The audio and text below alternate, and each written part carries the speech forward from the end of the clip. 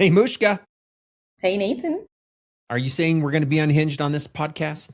Yes, because we are just so unhinged before the podcast, so why not just be unhinged on the podcast as well? The question is, why are we here? If you're checking this out and you're coming across this video, the interesting thing, Mushka, is yes, it's part of a new year. We're into 2026.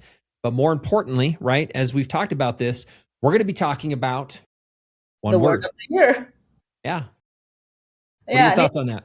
you were saying something like your word of the year is so amazing that what were you saying? I said it's going to make you cry because you're going to be absolutely amazed at my one word. My crying days are over, you know that, right?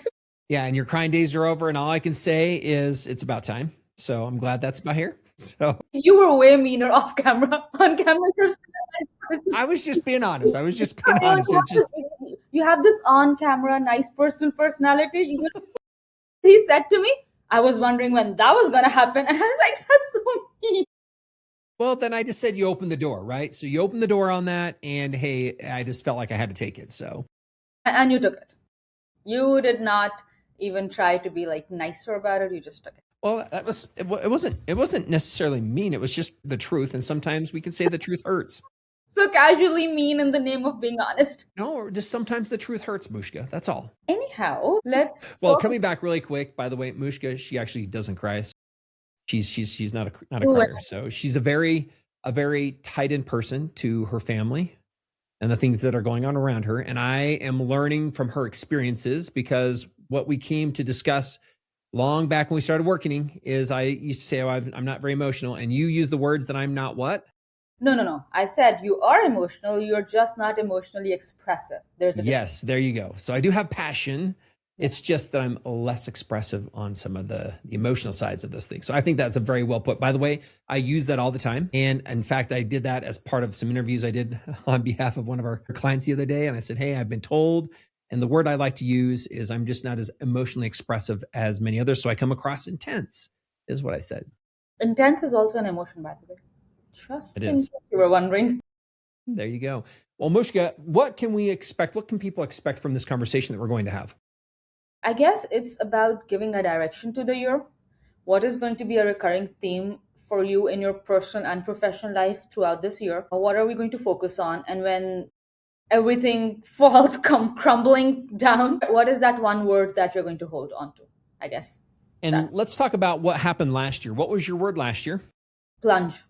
And Yes. again, maybe share a little bit and then I'll share my word and then we'll kind of move, let's move into Oh, 2026. yeah. Okay. So for 2025, where I was back then, it was just that I always felt that I needed to do the right thing, be the right person. I always tried to be the good girl or the golden child, and always trying to do the right thing, always trying to be right or nice in every manner.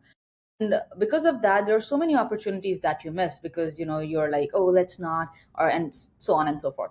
So for 2025, my word was plunge. That is, whatever opportunity, whatever situation, whatever conversation there is to it, I'll just plunge into it. And I did that. I started Pilates classes. I met new people. I did all the absurd things that I never even did in my 20s.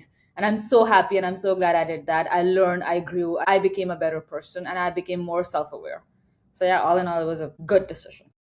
I would absolutely agree. I believe that you fully dove into that you fully knew what you wanted to have. I would say that you plunged in head first with what you were doing. So I think that's great. My word became multiple as always, and you'll hear So extra. part of my big problem is mine was simple and mine was good enough. And I use that term is, and by the way, I'm going to do a little bit of a spin on this year because in my world, everybody that knows me, it's like Nathan's 1, 2, 3. He told me once, he told me twice, he told me 3 times. And every time it got more complex and it took us farther down the road than we really needed to be. So mine was simple and good enough. I continued to reiterate that throughout all 2025.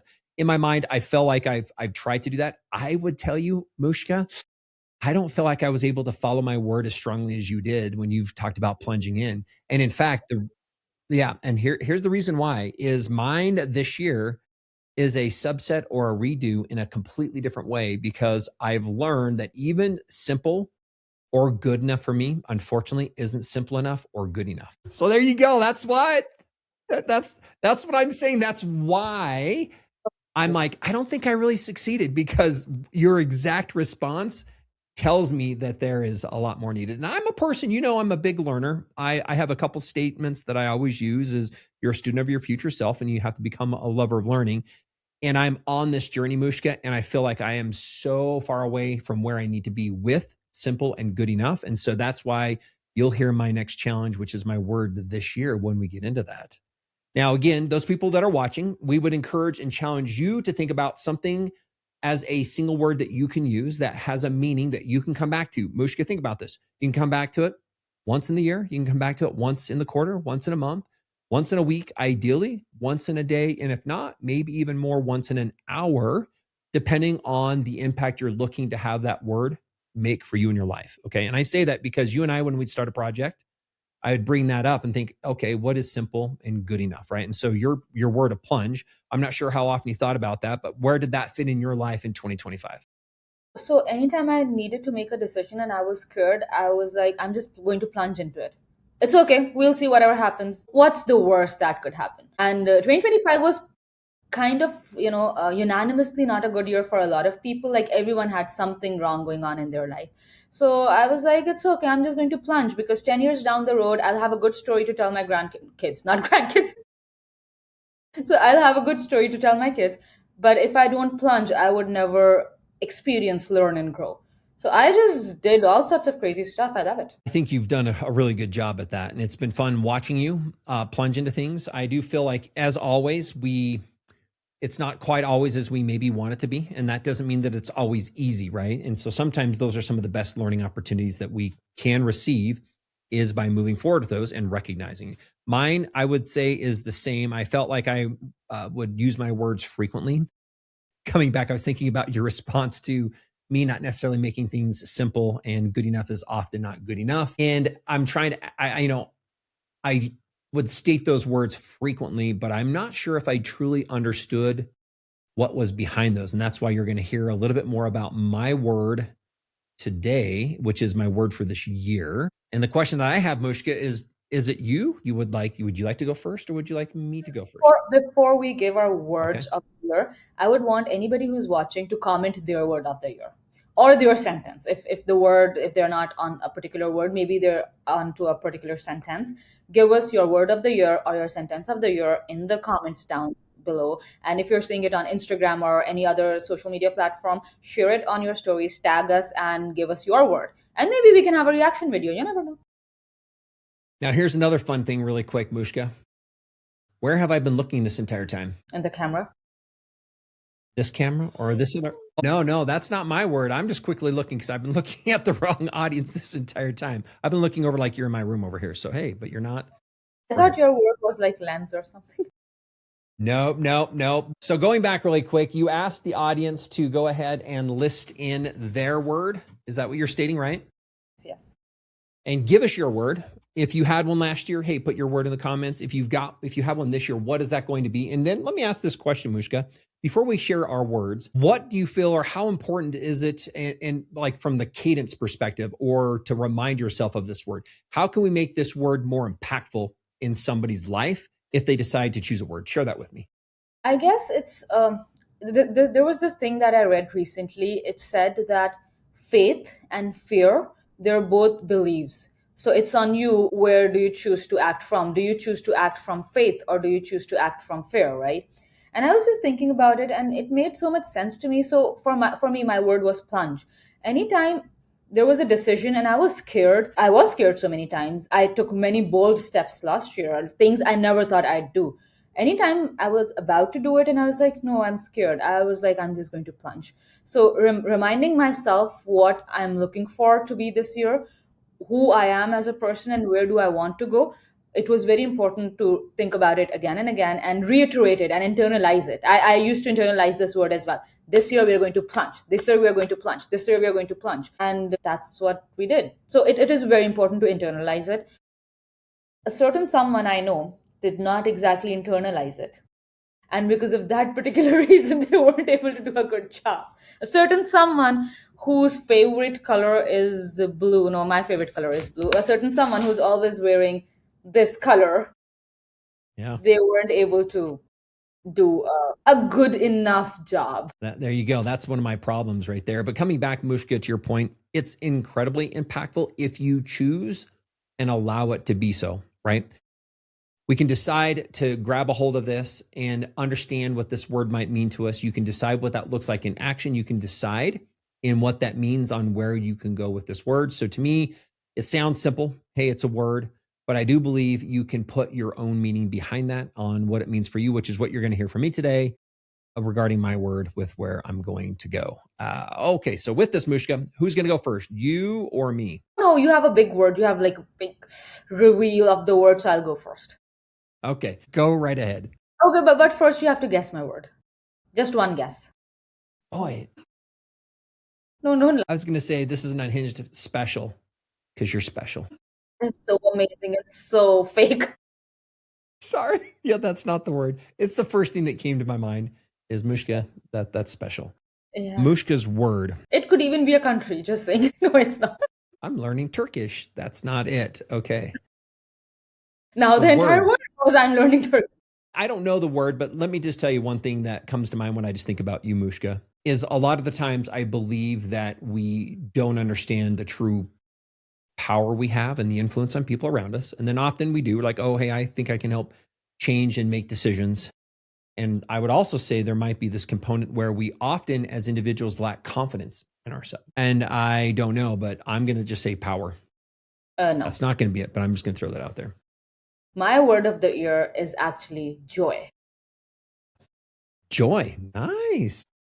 And I thought you'd know that because remember I said that, what are we working on? Are we seeking joy from our work? Are we seeking joy in our life? Let's do things that, make our life joyous. So I'm just going to seek joy in our life, in my life. That's fantastic. And I really love what that is. And expand on that for us, Mushka. Why is that the word that you are selecting this year? And what are your hopes on what that will do in and out of business, both sides as far as your life? Okay, so for last year, because I plunged into anything and everything, and I learned a lot of lessons, and I have a lot of experiences now, right? And I realized that joy is one thing that's so important to us in our personal and in our professional lives, but joy is exactly something that we do not seek. It could be a small thing, just getting French fries at the end of the day and not thinking about what calories are we putting in because you'll fast intermittently and the next day you'll just balance it out, so it's not an issue. But I realized that I never actively tried seeking joy. And I also realized that when I try seeking joy, I am so much more productive. I'm so much more happy. I'm so much more warm. I am of so much service to the people around me. And I am a better person in general, holistically. I'm always trying to help people, always trying to do all those other things because I have my joy and then I can spread that joy in people's life as well. I believe that's absolutely true. Yeah. One of those things I met this, you know who I met before this meeting, and I was talking to him and I was like, oh, we need to do this with the emails and do that with the emails. And I was just cracking jokes in between. And he was just laughing. And he was like, just look at you. I was like, I know, right? I have become such a joyous person. I have become such a joy to anybody's life. And he was just laughing. And he was like, okay. And I was like, just get this done. I'm booking another meeting for Monday morning and we'll just see the final things before they go out. And he was like, yeah, I'll do that. Thank you so much. Is there anything else? I was like, there are 5 other things, but we're going to talk about it on Monday. And I could have had a very serious conversation if I weren't extracting joy out of my life.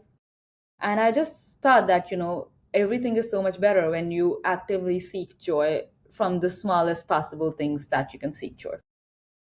Like that a lot. In fact, that's something when I hear you share that, one is I don't want to go down this road too far.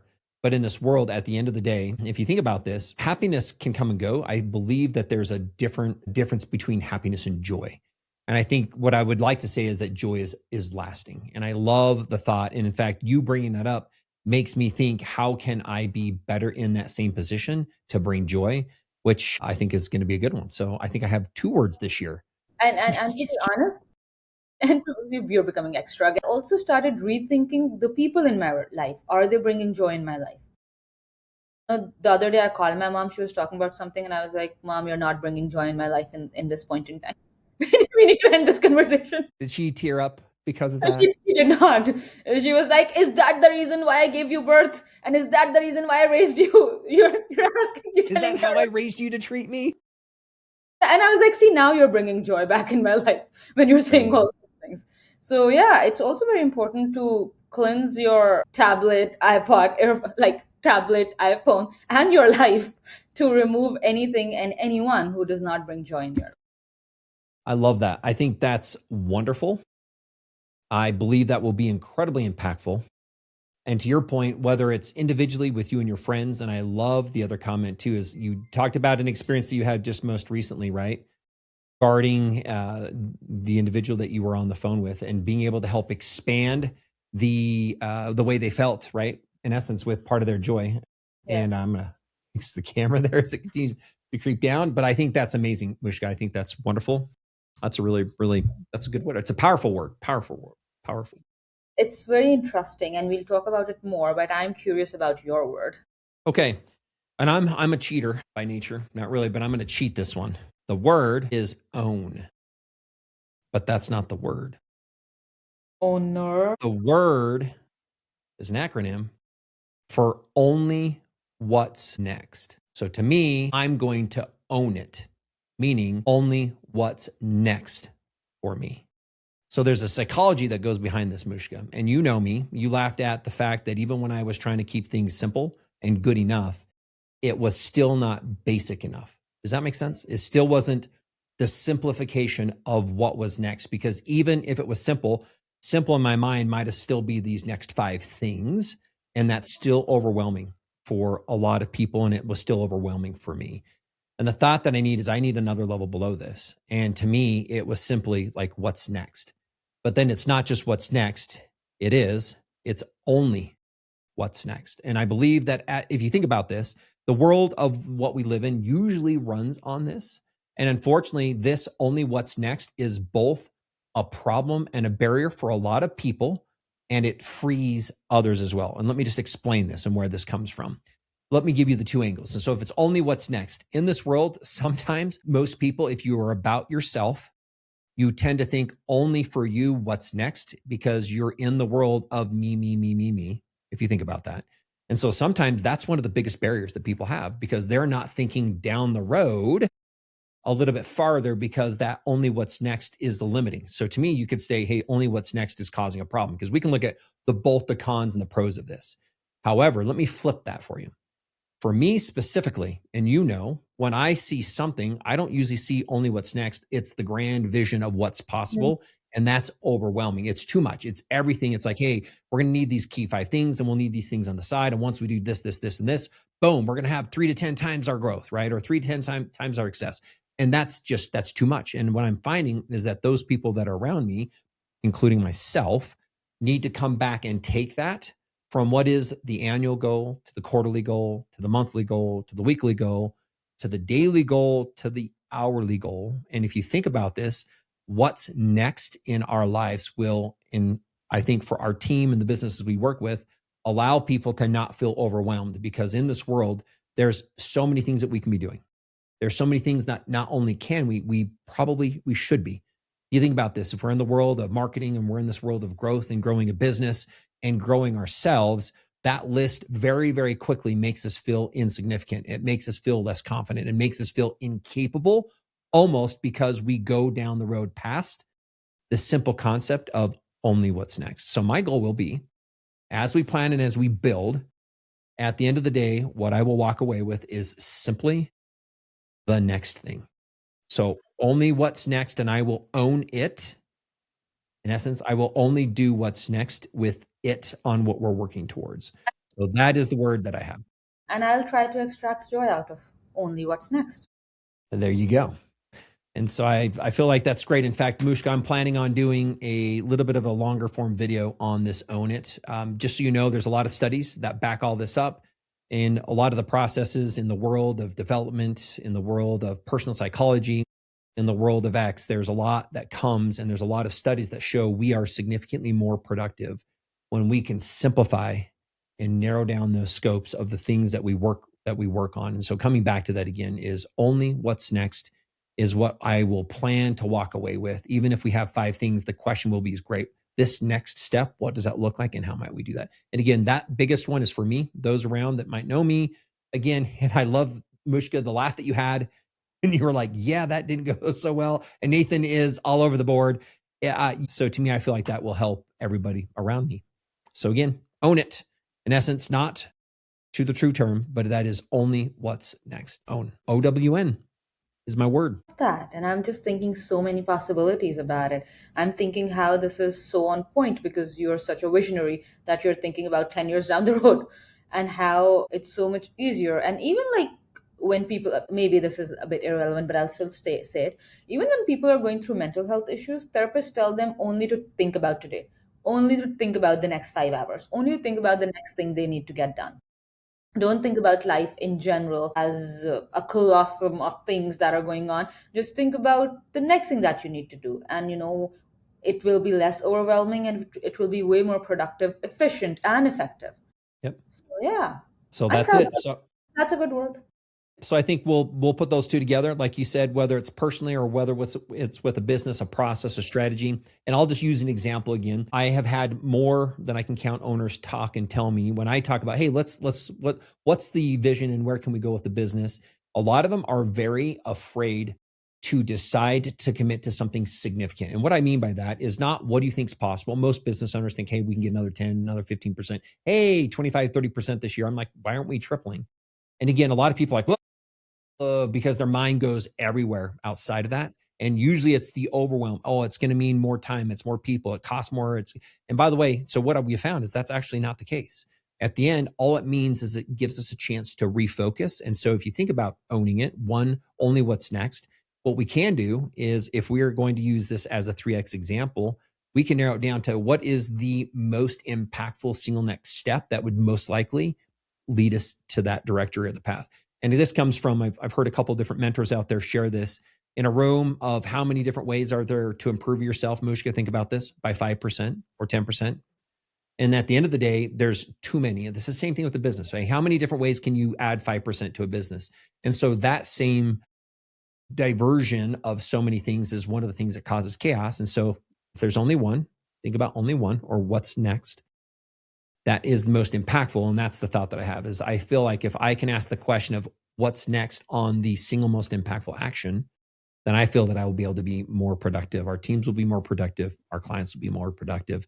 And those things will come together, I believe, to make a significant difference in 2026 for the people we're around and we're with. And to your point, and my question will be is then how can I use that to help bring more joy? So I love that as a combo, which is why we have Mushka there, is to help us out with that. I love that. All right. All right. Well, that's what we've got.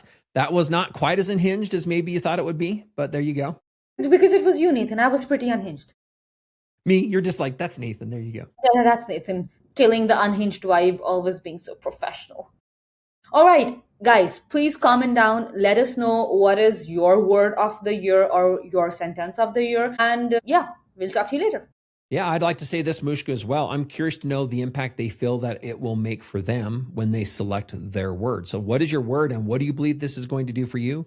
Mushka, you shared your story on joy. I've shared my story on owning it. So the only what's next. What is yours? Again, I cheated a little bit because mine really is 3, even though it really is one word as an acronym. So it is a word.